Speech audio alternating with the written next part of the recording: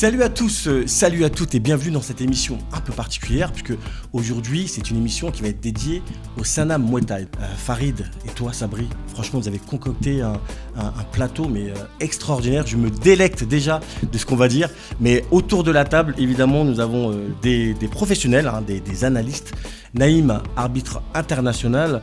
Nous avons également Tarek, le professeur du NSM Boxing à Neuilly-sur-Marne, et Larsen Brigui, donc l'un des organisateurs du Golden Fight et l'un des coachs également du Derek Boxing. Donc la crème de la crème. Messieurs, on compte sur vous pour vos analyses, vos fines analyses. Nous allons tout de suite aller dans le vif du sujet. Mais d'abord, qu'est-ce que c'est le Sanam Muay Thai ? Je laisse Jessica nous en parler un peu plus. À toi Jessica pour le Sanam Muay Thai.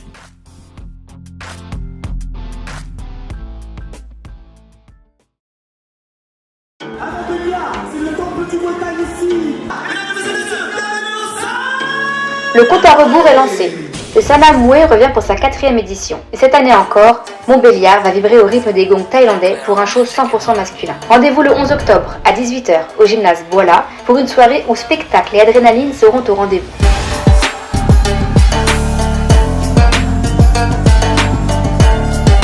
Au programme, 3 combats professionnels de haut niveau et 4 combats semi-pro explosifs. Et pour enflammer la soirée, le clou du spectacle. Un super fight exceptionnel, de style, de parcours, de warrior. Omar Samb du Temple face à Jonathan Maezo du Hammer Boxing Gym. Un affrontement qui s'annonce électrique entre puissance brute et technique millimétrée.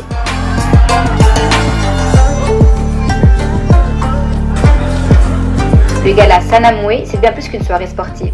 C'est une immersion dans une culture, un show unique, une ambiance qui vous prend aux tripes dès le premier gong. Alors, amateurs de sensations fortes, passionnés d'arts martiaux ou simples curieux, réservez votre 11 octobre parce que le Sanam Muay, c'est le rendez-vous à ne surtout pas manquer. Et comme diraient les organisateurs, il y a des combats pour des titres, il y a des combats pour l'honneur. Donc nous revenons sur le plateau et nous allons entrer dans le vif du sujet pour le premier combat qui aura lieu. Donc ce sera un combat entre Nassibou et Sherad en pro moins de 54 kg. Naïm, ton point de vue sur ce combat, qu'est-ce que tu peux nous en dire ? Écoute, une belle opposition. Je m'attends à un combat explosif. On a d'un côté Niad, un boxeur du Roma qui a une grosse carrière en amateur. Et de l'autre côté, on a Elias de la team Bilos, un boxeur appliqué. Il sort d'une grosse saison. Il est double champion de France en pro dans les 2 fédérations. Donc non, honnêtement, un combat explosif. Je pense que ça va être un gros test pour Niad. Et Elias, je pense qu'il va vouloir confirmer aussi son statut un peu de favori. Donc non, franchement... Ouais, un statut pas facile, quand même, un statut de favori qu'il va falloir assumer. Sabri, pourquoi tu choisis ce combat ? Écoute Xav, pour plusieurs raisons. La première, c'est qu'un combattant comme Elias Sherad de la team Bilos, c'est un combattant que je pense beaucoup de promoteurs aimeraient avoir sur leur plateau. C'est un combattant qui est explosif, qui est technique, qui est fimeux, et nous, au Sanam Muay, on aime bien ce genre de combattant. Et puis comme il a dit Naïm, c'est un combattant qui a fait le doublé au championnat de France, donc c'est un profil intéressant. Et la deuxième raison, c'est que Niad Nassibou, de son côté aussi, il a un parcours qui est intéressant. Moi, la première fois que je l'ai vu boxer, c'était au tournoi WBC amateur à Venise. Et moi et mon père, il nous avait un peu impressionnés. Et on s'est dit, en plus, c'est un combattant de la Réunion et c'est toujours bien de réussir à les mettre un petit peu. Puis on connaît la qualité des combattants de la Réunion qui viennent jamais pour faire de la figuration. Ils font pas autant d'heures d'avion pour se tourner les pouces sur le ring. Est-ce que c'est un combat est-ce que c'est pas un combat piège finalement pour Elias ? Moi, c'est ce que je pense. Parce que les Réunionnais, on sait que quand ils se déplacent sur le territoire français, ils veulent briller parce qu'ils ne sont pas forcément mis en avant tout le temps chez eux. Et les Réunionnais, ils ont un gros cœur et ils sont très explosifs. Et je pense, il leur a à cœur de montrer qu'il peut battre Elias, forcément. Qu'est-ce que tu en penses, toi, Larsen, de ce combat ? Je rejoins un peu mes camarades autour de la table. Ça va être un gros combat. Les Réunionnais, ils ont la réputation d'avoir un gros cœur de ne pas lâcher. Mais je sais qu'aussi au niveau de la team de Bilos, c'est aussi une team très très très professionnelle. Bilos, il prépare toujours bien ses boxeurs. Je pense que ça va être un petit combat. Est-ce qu'on peut dire qu'aujourd'hui, allez, sans se tromper, on peut dire que la Team Bilos fait partie d'une des meilleures teams en Muay Thai. Donc ils ont aussi, comme on disait tout à l'heure, un peu une pression quand même. Il s'impose comme une des meilleures teams. On sait que Bilos, c'est un vrai formateur. Quand tu t'analyses, tu regardes ses boxeurs, des amateurs jusqu'aux pros, ils savent boxer. Tu les vois avec des casques, des plastrons, des protèges tibias, mais ils savent mettre des middle, ils sont appliqués, etc. Et là où je rejoins pas trop de Tarek, dans le sens où il parle d'un piège, moi je pense pas que ce soit un piège parce que au vu des prestations d'Ilyes, c'est quelqu'un qui panique pas. Il est toujours appliqué. Moi là où je mets un petit point, c'est que on a vu la finale l'année dernière de Ilyes Sherad. Sur le premier round, on l'a senti en difficulté. Et sachant que les Réunionnais, ils sont vraiment très généreux, c'est là où je pense qu'il peut avoir un piège. Est-ce que donc c'est un défi physique, tu penses? Vous pensez que sur le physique, ça peut jouer ce combat? Moi, je pense pas. Moi, je pense que il va dérouler petit à petit. Il va imposer sa stratégie, son rythme. Et je pense qu'il va gagner à la décision. Sabri, toi, évidemment, voilà, tu as choisi ce combat pour égaler le public. Est-ce que tu penses que ce sera une opposition explosive comme on le pense, on n'espère pas se tromper, ou est-ce que tu penses que les deux boxeurs vont être un peu plus stratégiques aussi? Ça, c'est peut-être quelque chose qu'il faut penser. C'est possible qu'au début, ça soit un petit peu plus calme. Le premier round, peut-être qu'il y aura peut-être un petit peu d'observation, mais je pense que l'ensemble du combat, ça restera explosif. C'est deux combattants qui ont du cœur, c'est des catégories de poids légères, et je pense que ça va débiter des deux côtés. D'accord. Il se fait en 3 rounds ou en 5 rounds? En 5 rounds. C'est important, t'as raison, excuse-moi, t'as raison de poser cette question, parce que le combat en 3x3 et le combat en 5x3, c'est pas le même. C'est pas le même. Physionomie, ouais. C'est pas la même physionomie. C'est pour ça que moi, je dis qu'il va dérouler tranquillement. Comme il sait le faire, il va démarrer tranquille, il va prendre son rythme et puis il va dérouler sur les 5 rounds. Et il y a un truc qui est aussi à prendre en compte, c'est que Niad, de base, c'est un moins de 51. Donc il est monté de catégorie pour ce combat. C'est quoi, selon vous, les qualités qui feraient qu'Ilyes pourrait être au-dessus? J'ai bien dit qu'il pourrait, parce que j'attends avec impatience vos pronostics, mais c'est quoi ces qualités qui vont être mises en avant? Bien que les boxeurs réunionnais, ils ont du cœur, etc., je pense qu'en France, on est quand même au-dessus au niveau techniquement. Je pense que c'est ça qui va faire la différence. Est-ce que Ilyes aujourd'hui, on peut dire que c'est un dur au mal, ou il a encore à progresser sur ce domaine? Non, je pense qu'il est dur et forcément quand on vient d'une team comme la Team Bilos avec des sparring partenaires, on n'a pas le choix. On n'a pas le choix. On n'a pas le choix d'être dur. On n'a pas le choix. Donc forcément, c'est sur ce point-là, j'ai pas de souci. Et puis comme il dit Tarek, on l'a vu dans son dernier combat, il a pas eu un bon départ, un bon démarrage, mais il a su se motiver, repartir et partir au front, quoi. Moi, la question que j'ai envie de vous poser, messieurs, c'est encore une fois, là, on est en train de dérouler un combat où on a l'impression que le combat, il est déjà fait, mais s'il y a une difficulté réelle, est-ce que Ilyes va savoir sortir de ce qu'il a l'habitude de faire? C'est ça, en fait, la vraie question. C'est la marque des grands. Est-ce qu'il devient un grand aujourd'hui? Est-ce qu'il commence à mettre un pied dans les pros qui commencent à se faire un nom, tout simplement? Il est en apprentissage. Donc ça, on va le vérifier sur le ring. Donc c'est un combat test? C'est un combat test. Bah oui, c'est un combat test. Il est en plein apprentissage et c'est là où tu te démarques des autres. Si c'est compliqué, si tu as cette force de revenir. Donc sur les commentaires de Naïm où il disait que sur son combat où il était en difficulté et qu'il a su revenir, il a déjà un petit peu ces ingrédients-là à voir le jour J. Je voudrais rajouter un truc, c'est que Ilyes, il sait entre guillemets tout faire. Il sait aussi bien boxer à distance qu'à mi-distance. Il a un gros corps à corps, etc. Donc je pense qu'avec la maturité qu'il a, et je suppose la stratégie que Bilos va mettre en place, je pense que dans tous les cas, il va pouvoir s'adapter, il va savoir s'adapter aussi. Alors on a beaucoup parlé d'Ilyes, mais il y a quand même un adversaire en face, donc Niad. Qu'est-ce que pourrait dire sur lui? Quelles sont ses qualités qui vont faire qu'il va essayer de bousculer justement Ilyes? Moi, au-delà du fait que pour Ilyes, ce soit une confirmation de son niveau, ça reste un gros défi et un défi à prendre pour Niad, parce que si il arrive à gagner le combat, il va vraiment exploser en termes de notoriété au vu du combattant qu'il a, Oui, et qu'il a puis, battu. c'est vrai qu'au Sanam, quand même, c'est une grosse opportunité, une grosse visibilité. C'est vrai que tu fais partie des organisateurs avec ton père. C'est quand même un gros gala ce que vous faites. La question qui tue, les gars, c'est la suivante. Pour vous, clairement, qui est le favori de ce combat? Et en une phrase, pourquoi? Alors, Sabri, toi, tu as le totem d'immunité. Tu peux ne pas y répondre. Tu es l'organisateur. Naïm. Pour moi, le favori, c'est Ilyes. Et je le vois s'imposer à la décision. Tout simplement avec les arguments que j'ai donnés. C'est un boxeur qui sait s'adapter. Il sait tout faire. Il sait boxer à distance, à mi-distance. Il sait faire du corps à corps. Et voilà, c'est quelqu'un d'appliqué sur ses combats. Je l'ai rarement vu paniquer, même quand il était en danger. Et pour l'avoir arbitré 2 fois, je sais qu'il écoute très très bien les consignes. Donc la stratégie elle sera respectée de son côté, je pense. Bah merci, hein, c'est clair, net et précis. Tarek. Bah, je pense aussi qu'Ilyes, il va gagner ce combat-là. C'est mon point de vue. Maintenant, comme j'ai dit, Niad, il a tout à gagner dans ce combat face à un double champion de France. Et il ne viendra pas forcément pour décorer, il vient forcément pour gagner le combat et offrir du spectacle. Merci à toi. Donc, ça fait 2 avis. Est-ce que tu vas pondérer un petit peu cet avis, Larsen? Non, moi je vais aller dans le sens des potes. Voilà, je suis chauvin, donc pour moi ça va être l'élève Abylos qui va gagner. Bon, bah, en tout cas, je ne sais pas si Niad va regarder cette émission. Mais en tout cas, si tu regardes cette émission, Niad, vous l'avez donné une motivation extrême. Moi, je tiens à rajouter juste un truc, comme on l'a dit, bon, pour lui, c'est quand même une grosse carte à jouer. Et nous, si on a fait ce choix-là, c'est qu'on sait que, vu le profil, on sait qu'il est capable aussi de créer la surprise. Et même s'il n'y a pas forcément la victoire, il aura montré de quoi il est capable. Et Donc, ça reste tu viens un petit peu pondérer les ardeurs de tout le monde là. Sans le dire, Je contredis pas leur avis, mais je sais que pour moi, le résultat du combat, il n'est pas non plus acté.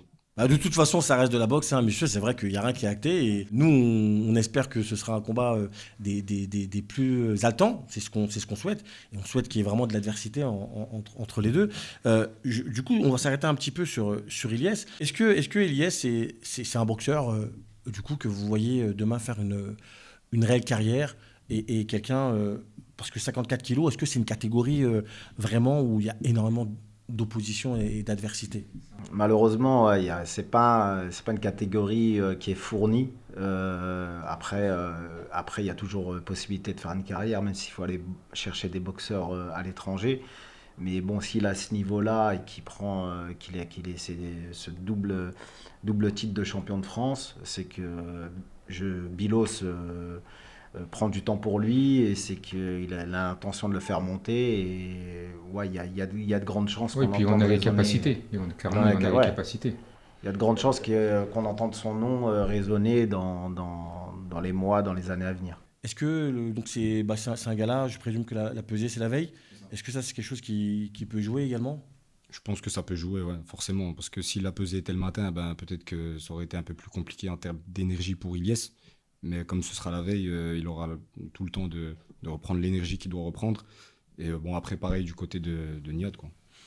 On sait que la team Bilos a un gros mouepam, un gros corps à corps, qu'ils aiment ça. Est-ce que ça peut être aussi la clé du combat?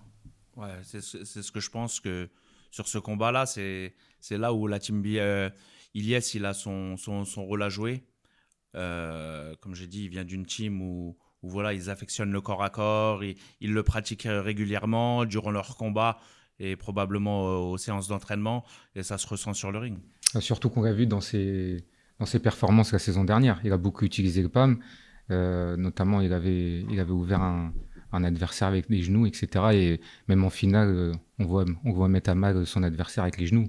Ouais, c'est Donc il l'utilise très très bien et la taille, je pense que ça peut favoriser. Ouais, et puis ils aiment ça, ils aiment le pourrir, hein, entre guillemets, le combat, mais pourrir dans le bon sens du terme.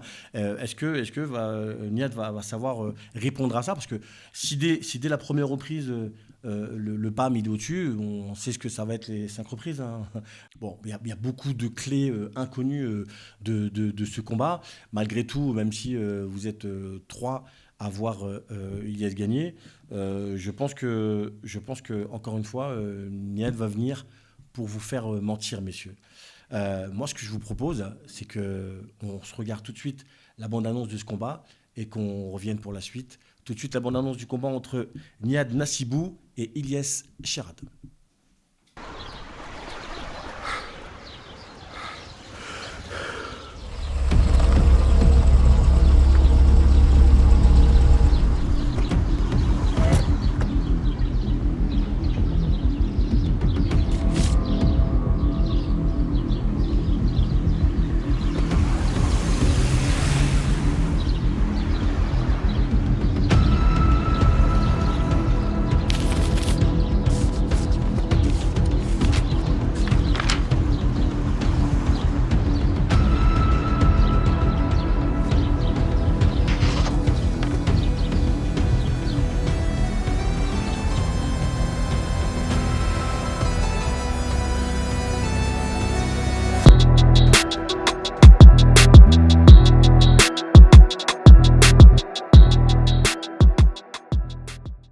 Le deuxième combat qui se déroulera donc le 11 octobre à Montbéliard. Donc deuxième combat pro, ce sera Thomasson contre Souhail, donc à moins de 71 kg. Donc là, on a bien monté de catégorie puisque le premier était à 54 kg. Alors, un combat encore très attendu, peut-être l'un des plus attendus, je ne sais pas. Ton point de vue à toi, Tarek, sur ce combat? Mon point de vue sur ce combat-là, c'est que pour moi, ça sera le combat de la soirée. C'est un combat qui va carrément.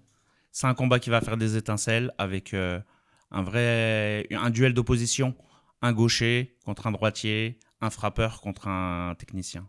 D'accord. Alors, moi, je sais pas, je me mets à la place de mon public. Qui est le frappeur, qui est le technicien, selon toi? Pour moi, le frappeur, c'est Souhail et le technicien, c'est Thomasson. Je dirais l'inverse. Attendez, c'est très bien. Moi, j'aime bien quand vous êtes pas d'accord, je les suis gars. pas d'accord aussi. Alors, très bien, très bien. Alors, vous allez tous tomber sur Tarek, mais d'abord, Sabri, cette petite question. Est-ce que ce combat, c'est pas le choc de deux générations, enfin, de la nouvelle génération qui monte, quoi? Pour moi, si, clairement, c'est le choc de la nouvelle génération. C'est une catégorie qui est très fournie en jeunes qui sont en train de grimper. Et je pense qu'ils veulent tous un peu se disputer la place de la prochaine étoile montante, la prochaine star. Alors, vous n'êtes pas d'accord, les gars. Alors, Naïm, en quoi tu n'étais pas d'accord avec Tarek? Souhail, c'est vrai qu'il frappe, mais je le vois plus comme un technicien aussi. Je le vois plus comme un fimeux. Il a un bon corps à corps et tout. Donc, qu'est-ce que c'est, un fimeux? Un technicien. D'accord. Okay. Il boxe vachement avec la technique et plutôt que de considérer comme un frappeur, je dirais plus vicieux, je pense. Je mettrais plus dans ce style-là, tu vois. Ah ouais, d'accord, vicieux. Mais c'est quoi un boxeur vicieux? Est-ce que c'est une qualité ou un défaut, ce que tu me dis? Non, c'est une qualité. D'accord. Pour moi, pour un box, c'est une qualité. C'est que il sait quand frapper, il sait où frapper. Il a un certain coup d'œil aussi, je trouve. Il me fait penser à un boxeur un peu de l'ancienne génération, Aziz Ghali un peu. Je trouve qu'il boxe un peu, tu vois. Il a un peu son style. Mais c'est vrai que je le mets pas dans la catégorie des frappeurs. D'accord. Je le mets plus technicien. Il n'y a pas beaucoup de déchets dans sa boxe. Tu vois, il va pas débiter. Quand il va frapper, ça va être précis. Ouais. Voilà. Souhail, il vient de chez Skarbowski. On sait que, voilà, on connaît la réputation de Jean-Charles. Grand champion. Très, très grand champion. L'un des plus grands, un vrai puriste. Et contrairement à Tarek, je pense que Souhail, il est plus dans la catégorie des techniciens. Et je le vois gagner, moi, ce combat-là. Et puis, notons que Souhail, il a battu l'un des boxeurs montants qui se disputent donc cette catégorie, donc Matteo, de la Team Bilous dont on parlait tout à l'heure. Donc, est-ce que ça, c'est pas la garantie quand même de la qualité d'un vrai boxeur? D'abord, je veux que tu défendes ton point de vue. Attends, excuse-moi, je veux d'abord que Tarek défende son point de vue quand même. Je suis pas totalement d'accord parce que Souhail, on l'a déjà vu mettre plusieurs KO, notamment avec ses poings. Ça, c'est sur plusieurs combats, il a mis KO avec ses poings. Certes, il est technique, mais je pense qu'on sous-estime un peu sa puissance de frappe au niveau des poings et du corps à corps. Il a une puissance de frappe, je te rejoins sur ça. Mais dans sa boxe, ça ne va pas être sa ligne de conduite. C'est-à-dire qu'il ne va pas chercher le KO à tout prix. S'il touche, là, il va y aller, tu vois. Mais quand il déroule, c'est plus dans un style fimeux, dans un style technique, tu vois, que de vouloir monter. Tu as des boxeurs, tu vois, comme Ramon, quand il monte, s'il peut te mettre KO au premier round, il va te mettre KO au premier round, tu vois, et tu sens qu'il va chercher le KO. Ramon, tu parles de Dekers. Voilà, Ramon Dekers, c'est un grand champion à son âme. qui n'est plus de ce monde. très très grand champion. Donc du coup, moi, c'est pour ça que je réitère ce que je disais tout à l'heure, je le mets plus dans la catégorie des fimeux. Alors, ok, bon, j'ai bien compris que vous n'étiez pas d'accord sur la physionomie des deux boxeurs, et puis tant mieux, hein, parce qu'on n'est pas là pour être d'accord, sinon on serait resté chez nous. Mais du coup, est-ce que vous êtes d'accord sur le fait, alors sans anticiper sur le prochain débat, mais est-ce que vous êtes d'accord sur le fait qu'il dit que ce sera le combat de la soirée? En tout cas, il a toutes les qualités pour le devenir, mais est-ce que ce sera le cas? Je suis pas sûr à 100%. Moi, je pense qu'on va se régaler. Et je pense que ces deux boxeurs-là auront à cœur de montrer au main event, sans commencer à les citer, qui sont là et que eux aussi, va falloir compter sur eux, hein. Moi, pour les avoir déjà vus boxer, c'est des boxeurs qui ont énormément de cœur. Et ça, le public, il aime, hein.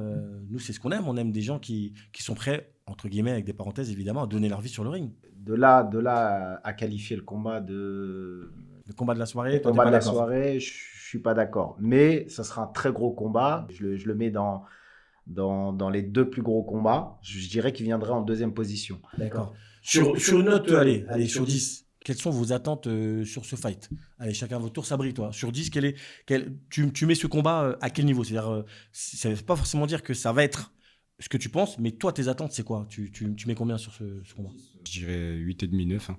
Je pense Ah ouais, que ça va direct. être. Les gars, vous avez la pression là. Ça veut dire que vous avez intérêt de faire un super gros fight. Ouais. Si vous voulez revenir au Sanam Motav, c'est ce qu'il vous reste à faire. Moi, j'ai confiance en eux. Déjà, Thomasson a déjà participé à l'édition précédente. Il a montré de quoi il était capable. Et je sais très bien qu'il va revenir pour en faire de même, voire plus. D'accord. Naïm? Ouais, je suis entre 7 et 8. Entre D'accord. 7 et 8, ouais. Parce que des fois, les opposés, enfin, les styles fimeux contre fimeux, des fois, on peut s'ennuyer. Donc, mais au vu du cœur des deux boxeurs et puis ce qu'ils vont vouloir prouver, je pense que. Moi, je pense qu'au-delà de leur style, justement, le fait qu'ils aient un peu ce statut d'étoile montante et vouloir prouver qu'ils font partie de la catégorie et au combat d'après, eh ben, moi, je pense que justement, ils vont peut-être mettre un peu ce truc-là de côté de peut-être technicien et offrir le spectacle qu'il faut. On veut clairement qu'ils se déchirent, soyons honnêtes. On va pas s'ennuyer quoi qu'il arrive sur ce fight-là. Certes, c'est deux techniciens, comme le dit Naïm, mais deux styles opposés. C'est un gaucher contre un Et droitier. du coup, ta note? Ma note, c'est 9 sur 10. Ah ouais, pression. D'accord. Bah, je vais finir avec toi, Larsen. Tes attentes de ce combat? 8,5. Moi, je mets une note de 8,5. Donc, grosse attente, hein, les gars, pour ce Non, c'est combat. un fight intéressant, faut dire. J'attends qu'ils remplissent leur contrat, qu'ils font honneur aux organisateurs, au public, la confiance donnée aux organisateurs et l'attente du public. Moi, je pense que ça va être un gros combat. Ceux ne sont pas trompés sur le match. Sabri, Moi, je rejoins un petit peu à moitié du coup Tarek parce que moi, je pense que ça se jouera. tu te rejoins un petit peu, mais à moitié. Ouais, Donc, tu le rejoins pas. à moitié, parce que ça se jouera de peu entre ce combat-là et le main event de quel combat sera le plus beau de la soirée. Je pense que ça se jouera. Alors, ça on se jouera un peu. va pas encore parler On du va pas main en parler, event, step by step. Mais alors, allez, on l'a posé la question tout à l'heure, vous allez pas y couper. Qui est le favori de ce combat? Je dirais Souheil. Ouais, je dirais qu'il est favori. Tout à l'heure, tu parlais du fait qu'il avait battu Matteo. Matteo avait battu Thomasson aussi au dernier Sanam. Et je pense que Souheil il va arriver confiant. Et, Tu penses que ça peut être un plus mentalement? bien sûr, psychologiquement, je pense que ça peut aider. Ça aide toujours, c'est toujours bon à prendre. Et je le vois aussi je le vois plus puissant et un peu plus mature aussi en termes d'expérience sur le ring. Thomasson, il a une grosse carrière en amateur aussi. Mais voilà, je pense que le favori, c'est Souheil. Mais je me garde un truc où je sais que Thomasson peut le faire aussi. D'accord. 50-50? Je dirais 55 pour Souheil. D'accord. Tarek? Moi, pour ma part, je vois Souheil gagnant. D'accord. Par rapport à la puissance, la maturité musculaire et le corps à corps. D'accord. Tu penses également, comme on a dit tout à l'heure, pour Elias Chirad, que le corps à corps va faire une différence? Oui, énormément. D'accord. Larsen, ton avis à toi sur ce combat, du coup, le favori, tu penses? Moi, je connais un peu plus Souheil que Thomasson, mais au-delà de ça, je vois Souheil gagner. Parce que quand je fais la synthèse de ses dernières sorties, etc., c'est sur des victoires. Il progresse de plus en plus. Il va beaucoup en Thaïlande s'entraîner dans les camps du Skarboski Gym. Je le vois gagnant à 65%. Vous allez peut-être me faire mentir, mais j'ai l'impression que c'est pas un boxeur qui combat régulièrement. Est-ce que ça peut être quelque chose qui va faire la différence, le fait d'avoir du rythme? Tu parles de qui? De Souhail? Oui. Bah, comme il dit Larsen, il boxe beaucoup en Thaïlande aussi. Il reste beaucoup en Thaïlande. Donc, non, il est actif quand même. Ouais, après, entre nous les gars, on sait très bien que comment la manière dont on boxe en Thaïlande et la manière dont on boxe en France, bon, on sait que c'est pas la même. Ça reste de l'expérience à prendre. Oui, C'est toujours de l'expérience. À partir du moment où tu montes sur le ring, peu importe le format, sur quelle organisation, ça reste toujours de l'expérience. Rien ne remplace l'expérience. Oui, d'accord. C'est en forgeant qu'on devient forgeron. Je connais quelqu'un qui dit ça régulièrement. Donc, donc ça veut dire que sur ce combat également, vous avez l'air d'avoir des certitudes, même si c'est un peu plus, j'ai l'impression, mitigé. Vous estimez, pour toi, Tarek, que ce sera le combat de la soirée. Vous êtes un peu plus mitigé, messieurs. Mais sans être le combat de la soirée, est-ce que c'est un combat qui peut ne pas aller au bout? Est-ce que vous voyez un des deux gagner avant la limite? Dans chaque combat, il peut être abrégé à tout moment. Certes, mais est-ce que pour ce combat particulièrement, est-ce que vous vous dites qu'il y en a un qui peut vraiment faire la différence et que le combat pourrait ne pas aller quand tu regardes la physionomie des deux boxeurs, les deux sont assez physiques, ils ont le punch. Souhail, il peut abréger le combat sur une droite, pareil pour son adversaire. Ouais, et puis ça peut ne pas aller au bout. Sachant que Souhail, lors de son dernier combat, il avait affronté l'un de ses derniers combats, il avait affronté un gaucher. On a vu que sur la boxe anglaise, il avait pris aussi quelques coups.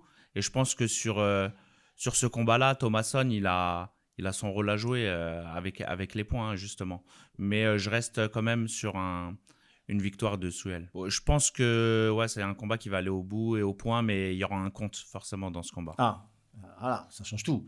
Si tu me dis déjà qu'il va y avoir un compte, ça veut dire que ce compte peut être un compte définitif. C'est deux boxeurs solides. Moi, je pense que dans ce combat, il va y avoir un compte, que ça soit d'un côté, soit de l'autre, mais il y aura forcément un compte. Bon, alors on note, on note ce que vient de dire Tarek, parce qu'on te demandera des comptes après l'émission. Naïm, du coup, toi, tu penses que ça va aller au bout? Moi, je vois un fight qui va à la décision. Parce que Thomasson, malgré tout, il sait boxer à reculons, il a des gros middle, et je pense qu'il va savoir gérer un peu la fougue comme il l'a fait avec Matteo, même s'il n'est pas sorti victorieux, mais il sait gérer ce genre de boxeur. Il a le style pour, en tout cas. Sabri, du coup, c'est la deuxième fois que Thomasson il est sur ton gala. Je présume, du coup, que si tu le réinvites, c'est qu'il t'a régalé la dernière fois. Ah ouais, clairement. Comme il a dit Naïm, il sait s'adapter au style des adversaires qu'il a en face. Moi, j'aime bien sa boxe parce qu'il est très technique et c'est quelqu'un de vaillant. C'est quelqu'un qui lâche pas l'affaire du début jusqu'à la fin du combat. Je sais qu'il va honorer ce combat-là. Et du coup, Sanam Muay Thai, donc, vous préférez quoi? Vous préférez les combats techniques ou bien les combats rugueux ou... Idéalement les deux. Après, on a quand même une petite préférence pour les combattants fimeux. On aime bien faire, comme on dit tout à l'heure. La technique, on aime bien faire en sorte que le public, quand il vient, il prend du plaisir, il se régale. Et limite, il arrive à faire aussi la différence entre un combat de Muay Thai et un combat de kickboxing. On veut que les armes du Muay Thai, comme le coup de coude, le corps à corps, etc., bien pratiqués, ils soient montrés au grand public. Et la plupart des boxeurs qu'on ramène, je pense qu'ils sont dans ce cadre-là. Oui, et puis si ton public est déjà venu lors de la dernière édition, qu'ils ont apprécié sa prestation, le fait de savoir que Thomasson est sur plateau ne peut être qu'un plus pour ce combat et pour ce gala. Messieurs, je pense qu'on a fait le tour sur ce combat. J'ai bien noté que vous disiez que même si ce ne sera pas le combat de la soirée, ce sera quand même un combat très attendu. J'ai hâte de voir également ce que ça peut donner sur le ring. Et ce que je vous propose tout de suite, c'est de regarder la bande-annonce du combat, donc entre Thomasson et Souhail.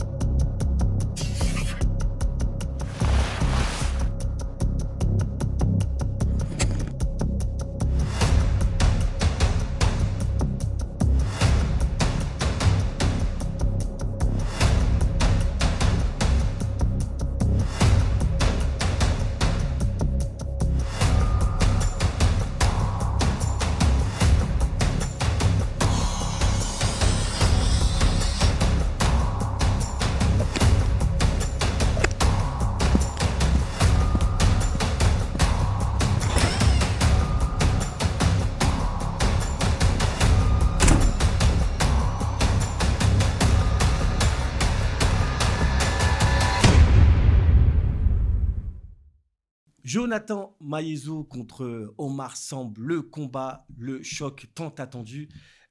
Sabri, est-ce que ce combat était facile à monter? Ben, facile, pas totalement, parce que je pense que pour chaque combat d'un certain niveau, il y a toujours des difficultés à surmonter, entre guillemets. Mais je pars du principe que quand on veut vraiment quelque chose et que les boxeurs aussi le veulent, ben voilà, il y a Bon, en tu facilité. me fais de la langue de bois. Moi, je vais te poser la question franchement. Est-ce que les deux adversaires ont accepté ce combat tout de suite? Ils ont accepté tout de suite. Ils ont accepté tout de suite. Il y avait de l'engouement. Ils étaient enjoués les deux pour ce combat. Et voilà, après, les difficultés, elles étaient un peu plus ailleurs que sur le fait de vouloir se rencontrer, je pense. Est-ce qu'on peut dire que les difficultés, ça peut être d'ordre financier? Parce qu'il ne faut pas se mentir, hein, vous faites un gala quand même qui est extraordinaire. Et pour faire un gala extraordinaire, il faut mettre des sous. Avec les moyens, bien sûr. Donc, évidemment, tu ne vas pas nous dire combien les combattants gagnent. Mais est-ce qu'on peut estimer que, quand même, pour leur prestige, c'est des combattants qui vont être quand même bien rémunérés? C'est des combattants qui vont être bien rémunérés. En tout cas, à l'échelle nationale, je pense qu'ils n'auront peut-être pas à se plaindre. C'est important de le dire ça, parce que les gens ne savent pas forcément. C'est quand même des vrais athlètes qui font un sport, qui s'entraînent dur. Et comme on dit, tout travail mérite salaire. Et c'est important que tu valorises aussi ces combattants et que tu les mettes en valeur. C'est tout à votre honneur. Larsen, donc ce fameux combat dont on parle depuis tout à l'heure, et j'ai l'impression que toi, tu penses que c'est le combat de la soirée. Je t'entends depuis tout à l'heure parler. C'est quoi ton point de vue sur ce combat? Je l'affirme, c'est le combat de la soirée. Franchement, déjà, je félicite les organisateurs du Sanam Mouet pour ce matchmaking. Est-ce que c'est un combat que vous auriez pu faire dans vos organisations? Oui, éventuellement, mais là, franchement, j'ai même été agréablement surpris sur cette confrontation parce qu'on a affaire à deux profils quasi similaires, tu vois. Tu as un triple champion du monde d'un côté, tu as un triple champion du monde de l'autre côté. Ils ont plus ou moins la même corpulence, tu vois. T'as un boxeur qui a évolué au Glory, t'as un autre boxeur qui a évolué au MTGP. Est-ce qu'on peut dire qu'aujourd'hui, ce choc des moins de 71, c'est un petit peu, j'aime pas le terme, mais oui, c'est un peu la crème aujourd'hui de 71 kilos. C'est un combat vraiment hyper attendu. Pour moi, ouais, c'est un peu la crème de la catégorie et de toutes les catégories confondues. Et je pense qu'il y a un enjeu dans ce combat, c'est vraiment se rapprocher de cette place de numéro 1 de la catégorie dont eux font partie, au vu de leur expérience. D'accord, mais numéro 1, il n'y en a qu'un seul, il n'y en a pas deux. Est-ce que pour toi, aujourd'hui, c'est qui le numéro 1 de la catégorie si on devait choisir entre deux? Parce que le public comprenne bien, le numéro 1, celui qu'on mettrait sur une liste en haut, ce serait qui? C'est difficile à déterminer dans le sens où ça dépend qui on remet dans la catégorie ou pas. Des mecs comme, Alors moi, je parle vraiment entre les deux. Ah, entre les deux. Entre les deux, ouais. Entre les deux, celui que je vois vainqueur? Pas forcément celui que tu vois vainqueur, mais celui que tu estimes qui, dans un classement, serait le numéro 1. Tarek, toi, je sais que tu es très classement, toi. Ouais, c'est ça. Bah, moi, perso, Omar Samb devant Jonathan. Je pense que l'avis de Tarek, il se fait aussi sur le fait que Omar Samb, c'est quelqu'un qui a boxé exclusivement en Muay Thai. Et Joe Maiezo, c'est quelqu'un qui a aussi évolué beaucoup en kickboxing. Donc peut-être que... Non, nous on s'arrête vraiment. Alors, pour le coup, je comprends ton raisonnement, mais pour le coup, on s'arrête vraiment sur le Muay Thai. Alors, peut-être qu'il a une expérience en kick. Enfin, c'est pas peut-être, il a une expérience en kick, puisque je crois qu'il est de chez Mohamed Oumer. Donc, qui était un très grand champion également de Muay Thai. D'ailleurs, c'était la même catégorie, hein, c'était moins de 71 kilos. Est-ce que son expérience en kick, pour ce combat, ça va être un plus ou ça va être un moins? Moi, je pense que ça va l'aider. Je pense que c'est un plus, parce que Omar Samb, il est plus sur la technique. Il n'a pas beaucoup de débit. Et on sait que Jonathan, il a un gros cardio. Et il débite pareil sur 5 rounds. Et je l'ai rarement vu avec une baisse d'énergie, etc. Donc, je pense que son expérience en kick, ça va être une plus-value. Gros cœur. Gros cœur, gros cardio. Et je pense que... Et gros débit aussi. J'ai l'impression que ce cardio, ce cœur, cette énergie... va peut-être aussi déranger un petit peu Omar Samb, parce que lui, Omar, il est capable de répondre pareil dans ce même format, un petit peu de débit. Bah, c'est là toute l'interrogation de ce combat. Forcément, on a un Jonathan Maiezo qui a une très grosse condition physique, qui est capable de tenir sur la durée, sur 5 rounds. Et Omar, on a quand même cette petite interrogation à savoir s'il va pouvoir tenir le rythme et le volume que Jonathan va lui mettre. D'autant plus que Omar, il n'a pas une activité un peu régulière. Je pense que ça va être peut-être la clé du combat. Le fait d'avoir boxé régulièrement. Je crois que son dernier combat, c'était au Cambodge, si je dis pas de bêtises. En fait, sur ces dernières C'est vrai qu'il années-là, n'était pas très actif. il ces n'était pas dernières très années. actif sur Ouais. ces dernières années. C'est peut-être ça qui va jouer. Ouais, ça peut être quelque chose qui va Le jouer manque de contre rythme. lui, mais Ah. quand même, à ce niveau-là, on connaît Omar Samb, c'est quand même quelqu'un d'assez professionnel. Est-ce que c'est finalement pas quelque chose qui va le motiver de boxer un boxeur qui a une grosse débauche d'énergie et de montrer qu'il est capable de contrer ça? Ah, il est capable de contrer ça. Et forcément, il va arriver à entraîner. On connaît tout le sérieux d'Albert Shea, puisque c'est son entraîneur, lors des préparations d'Omar Samb. Omar Samb, quand il vient boxer, il est toujours prêt. Ben, c'est vrai qu'en face, on a un gars qui a un gros cardio. Et quand je dis que ce qui peut faire la différence, c'est le manque de ring, c'est pas péjoratif. Oui, Hein. bien sûr. C'est juste ça qui peut jouer. Voilà. Ah, c'est important. Mais nous- je vais te donner même mon point de vue. Je serais incapable de dire qui va gagner ce soir-là. donc, Je déjà, réponds c'est gentiment. une question. Ça va être le 50-50 pour moi. Sabri, toi, tu as un petit peu, je présume, discuté avec les boxeurs. C'est quoi, selon toi, comment ils voient ce combat? Et est-ce que pour eux, est-ce qu'ils ont conscience que c'est un combat hyper important pour la suite de leur carrière? Conscience que c'est un combat hyper important, ils ont conscience. Et après, je pense que les deux l'abordent un peu différemment. Omar Samb, pour avoir discuté un peu avec lui, il est confiant et je pense que même le fait qu'il n'ait pas été actif ces derniers temps, il n'a pas l'air de s'en soucier. Donc je pense que c'est ce qu'il fait au niveau de sa prépa et de ce combat. Et puis voilà. Et du coup, Jonathan? Jonathan, c'est pas quelqu'un qui va se vanter entre guillemets ou quoi que ce soit. Qui est expressif. Ouais, il est pas très non plus expressif. Oui, il s'exprime sur le ring, c'est déjà. Ah, il c'est s'exprime déjà- sur c'est le tout ring. le monde, hein. Tant qu'il s'exprime, voilà. Tant C'est qu'il ce est que expressif vous- sur le ring, c'est le Pareil, de principal. son côté, après avoir discuté avec lui, il n'a pas d'inquiétude par rapport à ce combat. Et voilà, il m'a même dit qu'il savait que ça allait arriver tôt ou tard, ce combat. Ah, Il ça, c'est- s'y attendait un petit peu. Bah, ça, c'est plutôt bien d'entendre ça, parce que c'est vrai qu'il y a des combats où on se dit qu'à un moment donné ou à un autre, ils vont se rencontrer. C'est des oppositions qui sont très attendues. Alors, du coup, pour vous, quelle est la stratégie que devrait mettre en place Jonathan pour battre Omar? Bon, je pense laisser passer la fougue sur les premiers rounds et puis débiter, beaucoup de débit, mettre la pression. En plus, c'est un boxeur, il est généreux, il avance, il est généreux dans sa boxe. Puis on parle beaucoup du kick. C'est vrai que ça l'aide beaucoup par rapport au débit, mais il faut oublier, c'est qu'il a pas mal de combats en Thaïlande. Il fait pas mal de séjours en Thaïlande, Jonathan aussi. Donc moi, je pense que voilà, analyser les premiers rounds, dérouler sa boxe, débiter, marquer ses points. Et je pense que Comme ce ça, serait, il va là, pouvoir si je vous écoute depuis tout à l'heure, ce serait un combat entre quelqu'un qui va mettre un gros volume et puis l'autre en face qui va être un peu plus mouillé, ancré sur ses appuis et puis frapper un peu plus fort. Est-ce que je résume bien pour le public?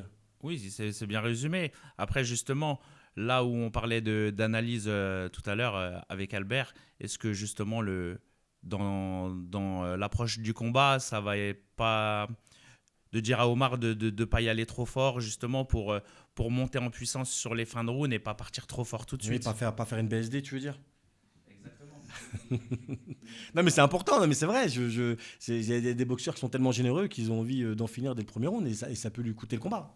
Non, après, c'est pas le cas d'Omar. Omar, c'est plus l'attitude technique. Enfin, il est ancré, Muay Thai. Il débite pas trop, mais c'est vrai que quand il lance, il frappe fort, etc. Donc, je pense pas que il est assez intelligent. J'ai confiance en Albert aussi. Je pense pas qu'il va se jeter pour tout donner au premier round. C'est pas son style. Bon, messieurs, on est bientôt à la fin de ce débat particulièrement sur ce combat, mais je vais vous poser la question comme tout à l'heure, mais là, je vais vous demander d'y aller franco. Je ne vais pas vous demander quelles sont vos attentes, je vais vous demander quelle est votre note sur ce combat. C'est-à-dire une note sur 10, vous notez ce combat, combien sur une affiche de Fight Card, vous mettez combien à ce combat? Alors, je présume que tu vas donner une bonne note, Sabri. Ouais, si c'est le combat qu'on a monté, j'aurais du mal à donner une mauvaise note. Oui, mais est-ce que c'est un des combats les plus beaux que t'aies monté? Un des plus beaux, ouais. Donc Un c'est des quoi la plus note? beaux. 9 sur 10. 9 sur 10. Pareil. 9 sur 10. Pareil. 9 sur 10. Pareil, 9 sur 10. Alors moi je donne un 10 sur 10 au Sanam Moué à Montbéliard. Je donne un 10 sur 10 tout simplement parce que je trouve que c'est vraiment osé de votre part de vouloir tout le temps monter et faire de mieux en mieux parce que c'est ce que le public attend. Après attention, ça veut dire que après ce gars-là, on va vous attendre au tournant parce que là, il va falloir l'année prochaine nous régaler encore plus. On a des projets. Bon, on a des projets. alors, il a déjà des projets. À voir si c'est... Sabri, avant de nous quitter, j'aimerais te laisser la parole pour le mot de la fin et pour peut-être remercier tes partenaires. Ouais, alors dans un premier temps, je voudrais déjà vous remercier, vous, intervenants de ce plateau, de cette émission, parce que ça fait aussi partie du jeu de mettre en avant l'événement et les boxeurs. Merci Xav, merci, merci à toi de la proposition. Merci aux combattants de la Fight Card et aux coachs qui, pour la plupart, jouent le jeu et puis font en sorte que l'événement se passe bien. Et aussi forcément, merci à nos sponsors, aux sponsors et partenaires de l'événement, parce que je ne vous l'apprends pas, sans eux, ça serait compliqué de monter un événement. Et il y en a pas mal qui nous suivent régulièrement. Et c'est grâce à ça qu'on arrive à proposer du spectacle, quoi. Merci à eux. Écoute, merci à toi. Merci à vous, messieurs. C'était une première. Je trouve que vous avez été très performants. On se reverra certainement. Et encore une fois, merci à toi, Sabri, pour la confiance que tu m'as donnée. Je n'ai plus qu'à vous donner rendez-vous donc le 11 octobre à Montbéliard pour ce Sanam Moué, un gala que je vous conseille vivement. Si vous aimez le Muay Thai, allez-y. Si vous voulez découvrir le Muay Thai, allez-y. Ce sera donc encore une fois à Montbéliard, le Sanam Muay Thai. Et régalez-vous et à bientôt.